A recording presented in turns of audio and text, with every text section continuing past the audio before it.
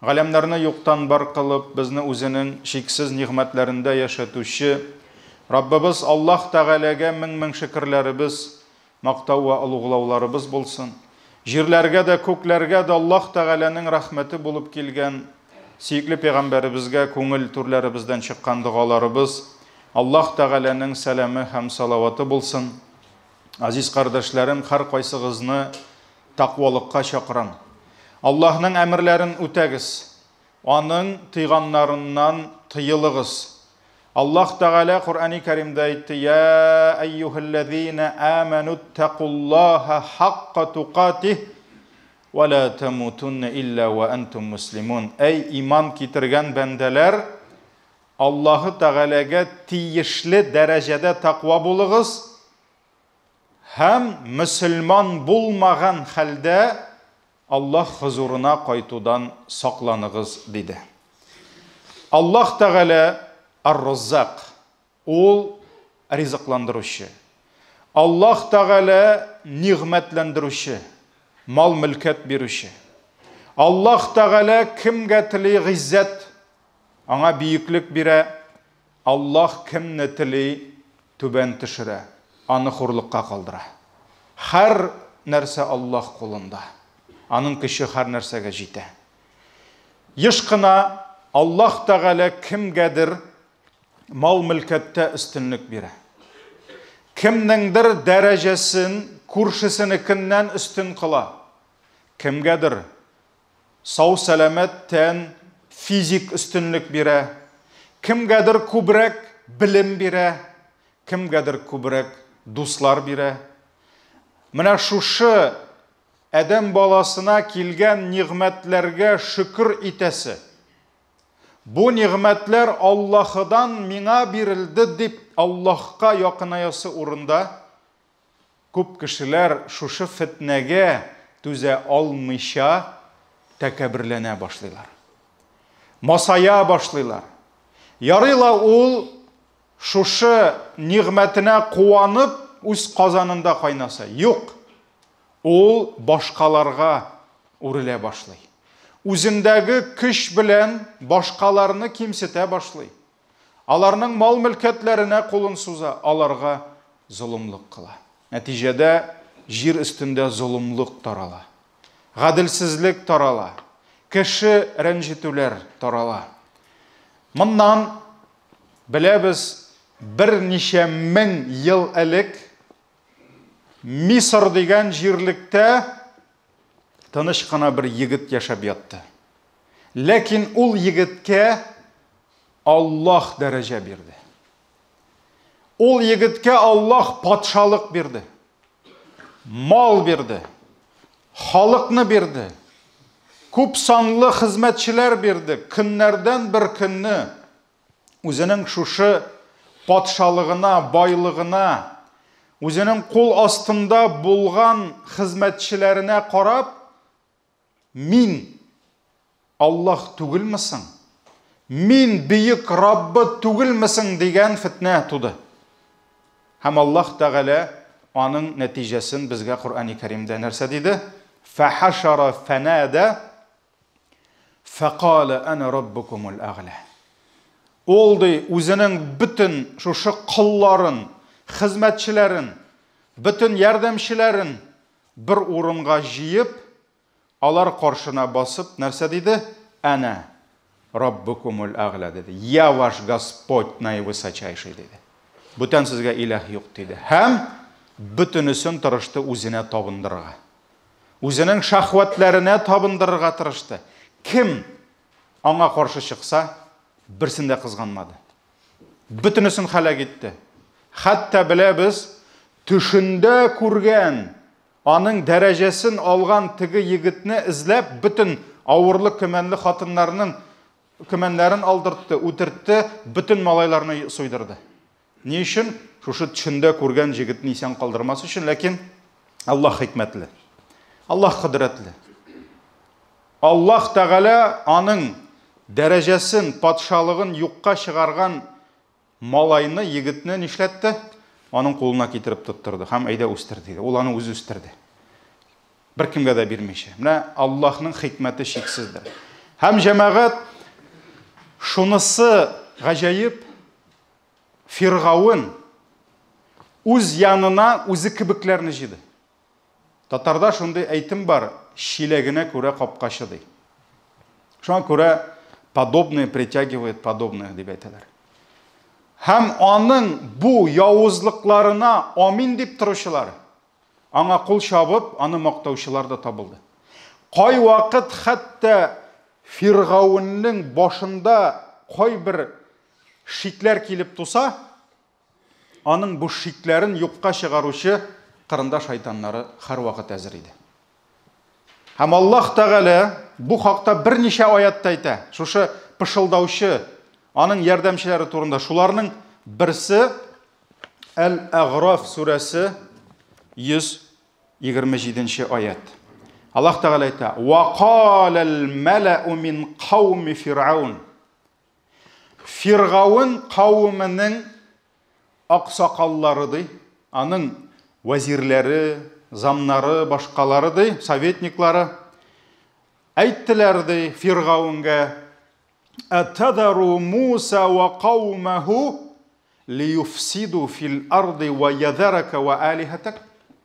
Син Мусаны ни үтермисең ди? Ни үтермисең син аны Мусаны ди? Син Мусаны һәм аның халкын исән калдырасың ни өчен ди? Сиңа каршы чыксыннар өченме ди? Җир өстендә бузыклык таратсыннар өченме ди? Сиңа һәм синең иләһләреңә кешеләрне табындырмасыннар өченме ди? Карагыз, нинди изге куштырнаклар өчендә насихат белән килделәр аның киңәшчеләре. Нигә син аны исән калдырасың? Ул бит сиңа каршы, безнең дәүләтебезгә каршы, безнең җирлегебезгә каршы, ул бит безнең ялган иләһләрне яклап чыктылар. Шуннан соң нәрсә диде? Сануqатилу абнаахум ва настахyi нисаахум ди. Без аларның улларын һич шиксез үтерәбез ди, кызларын калдырабыз ди. Чөнки хатын-кыз хезмәт итәргә, күңел ачарга кирәк иде. Ва инна фауқахум қахирун ди. Һәм без алар өстеннән каһарлаучылар ди. Кахир, без могущий ди, алар өстеннән ди. Сокрушитель ди, без аларны урнаштырабыз ди. Менә җәмәгать, әлеге аят Аллаһ Тәгалә безгә менә шушы Фиргавын турында сөйли.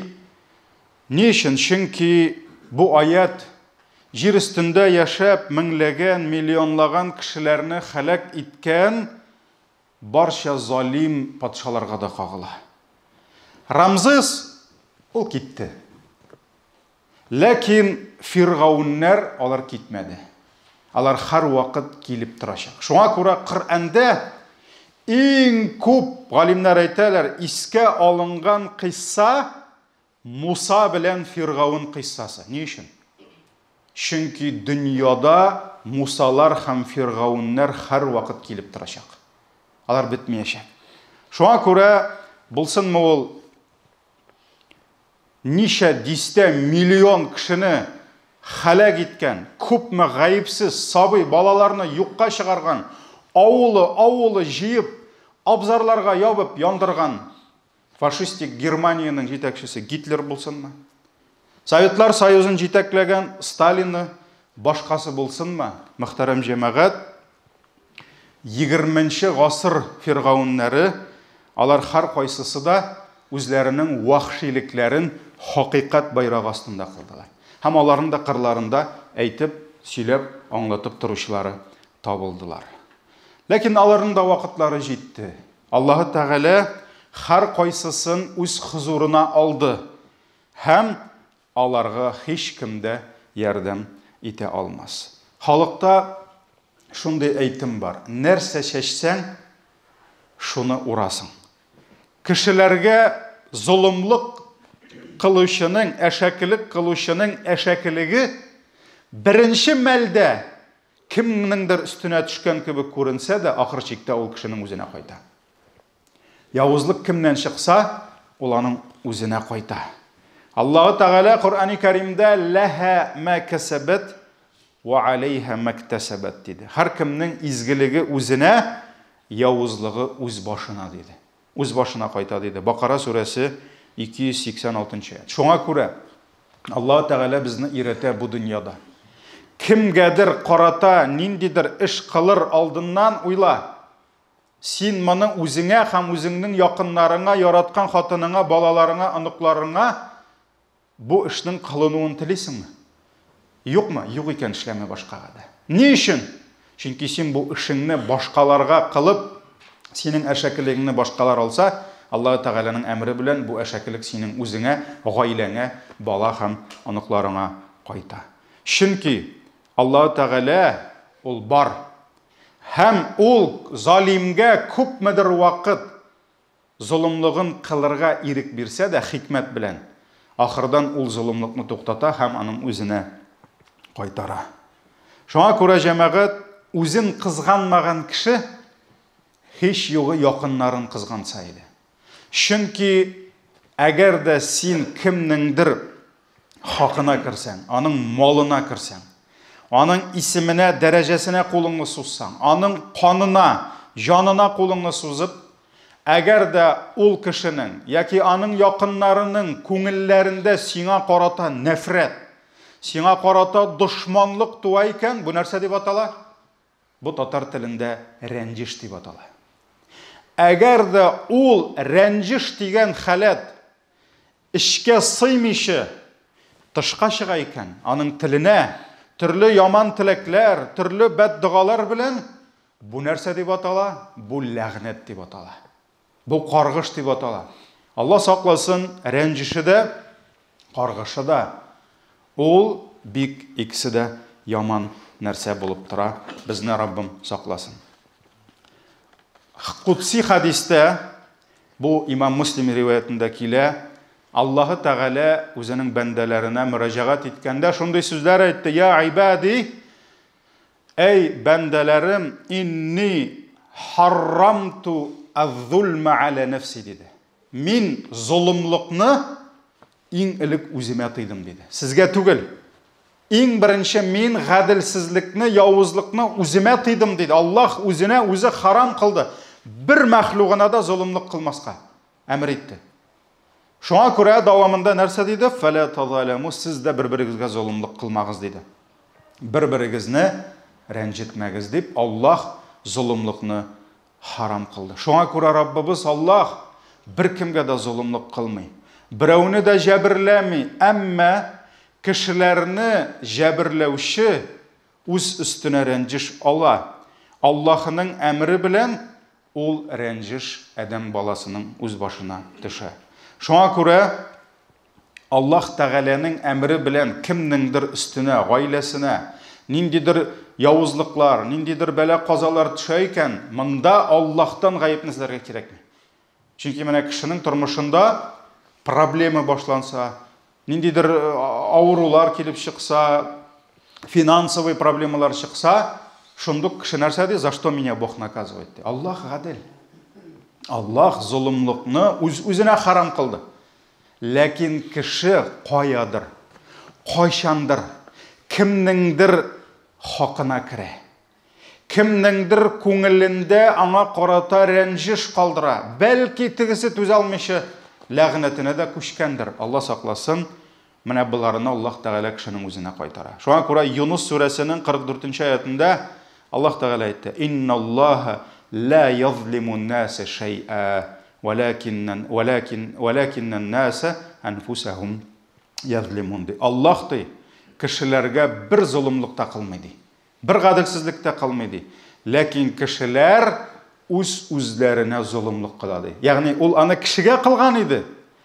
Шуның белән Аллаһның әмрен бузган иде, әмма нәтиҗәдә ул аны үзенә кылды. Шуңа күрә Аллаһ Тәгалә үзләренә зулымлык кылучылар дип әйтә, гынахка чумган, явызлыкка чумган бәндәләрне. Шуңа күрә җәмәгать, әгәр дә инде беребезгә ниндидер бәла каза килсә, ниндидер кайгы, хәсрәт килсә, без Аллаһыдан эзләмик, үзебездән эзлик, Аллаһыга тәүбә итик, гынах хаталарыбыздан кичерелүен, арындыруын сорыйк. Һәм Аллаһның әмреннән бер кайчан да беркем дә кача алмаячагын без белеп торыйк. Чөнки җәмәгать акчасы күп булган, кемнедер рәнҗетеп, кемгәдер түләр дә, кемнедер сатып та алыр, полициясынан да құтылырға мөмкин, прокурордан да құтылырға мөмкин, башқасынан да, ләкин Аллахыдан құтылып болмай. Аллахыдан құтылып болмай. Шуңа күрә Пәйғамбәребез саллаллаху алейхи ва саллям біздіңше әйткәндә үзенең делегацияларын, үзенең уполномоченныйларын, үзенең посолларын төрле илләргә, төрле җирләргә җибәргәндә нинди генә мақсат белән булмасын. Ул хәрби сәфәрләр булдымы, военный походлар булдымы? Булсынмы, ул ниндидер дипломатик отношения, мөгамәләләр булсынмы, сәүдә булсынмы? Кайсыдыр ил, кайсыдыр җир белән сәүдә, башка өлкәләр, дин, дәгъват булсынмы? Нинди генә мақсат белән җибәрсә дә, нәрсә диде? Иттақи дәгъвател мазлум диде. Рәнҗетелгән кешенең дуасыннан саклан диде. Ягъни бер кайда да, бер кемне дә рәнҗетмә диде. Ни өчен? Чөнки ул рәнҗесә, аның дуасы кабул була диде. Аның дуасы кабул була диде. Шуңа күрә җәмәгать гадәттә кемне рәнҗетәләр? Гадәттә рәнҗетәләр үзе өчен тора алмаган, кеше булмаган кешене, загыйфләрне рәнҗетәләр. Мәсәлән, Пәйгамбәр саллаллаху алейхи ва саллям әйтте, ике кешенең хакын рәнҗетүче турында мин катылык күрсәтәм Раббым диде. Беренчесе кемдер? Хатын-кыз, икенчесе нәрсә? Ятимнәр диде. Ни өчен хатын-кыз? Чөнки хатын-кызга суксаң сикереп торып ул сине суга алмый, сине сындыра алмый. Шуңа күрә хатын-кызга сугасы килә. Шулай бит? Тоза әзмәүрдә ират булса сугасы килми аңа. Үзен-үзе. Шуңа күрә аның әгәр дә рәнҗетелгән хатын-кызның хакы рәнҗетелә икән, аның артында Аллаһ тора. Ятим ул сабый. Аның атасы юк килеп сиңа көч күрсәтергә, аны якларга, ул сабый. Димәк, ятимнең артында кем тора? Аллаһ Тәгалә тора. Рәнҗетелгән кешенең артында Аллаһ тора. Һәм Аллаһ аны яклый, Аллаһ аның өчен нәрсә? Кешегә җәзасын үзе бирә. Һәм чыннан да җәмәгать тарих битләрендә үз башына кеше рәнҗешен алып, баш аяк хәсрәткә чумган кешеләр алар бик күп. Бик күп. Чөнки җәмәгать кеше оныта, кеше ваемсыз, кеше гафил. Кай вакыт ул шул кадәр кеше хакына кирүгә ширканмый, шул кадәр кеше рәнҗетүдән курыкмый җәмәгать. Ул шул кадәр күп эшли, хәтта онытып бетерә. Кая кемне рәнҗеткән, кемне алдаган, кемне талаган, улан үзе дә белеп бетерми. Бит алар бөтенесе фәрештәләр язып бара. Һәм менә бу рәнҗешләр кешенең үзенә кайта. Шуңа күрә узган хутбада да сөйләштек. Ике ләгънәт кылучы дидек. Пәйгамбәр саллаллаху алейхи ва саллям сакланыгыз диде. Берсе юлга йомыш итүчене ләгънәт кыла, икенчесе күләгәгә кешеләр ял итә торган. Бер караганда юк кына бер кебек, ләкин шул да кешенең өстенә нәрсә китерә? Ләгънәт китерә. Һәм җәмәгать Аллаһ Тәгалә Коръәни Кәримдә әйтә: "Ва ла тахсабанналлаһа гафилан амма яъмалу залимун." ди. Аллаһ Тәгалә ди, залимнәрнең кылган эшләрен күрми дип уйламагыз ди. Иннама юаххирухум ди. Ул аларга вакыт бирә. Ул аларны кичектерә, төзәлсеннәр өчен ди, башкасы өчен ди, акай вакыт кыямәткә калдыра. Шулай бит, юаххирухум лияумин ташхасу фихил абсар ди. Ибраһим сүрәсе 42-нче аят. Әйе җәмәгать, без бүген дә яшибез бик шау-шулы заманда.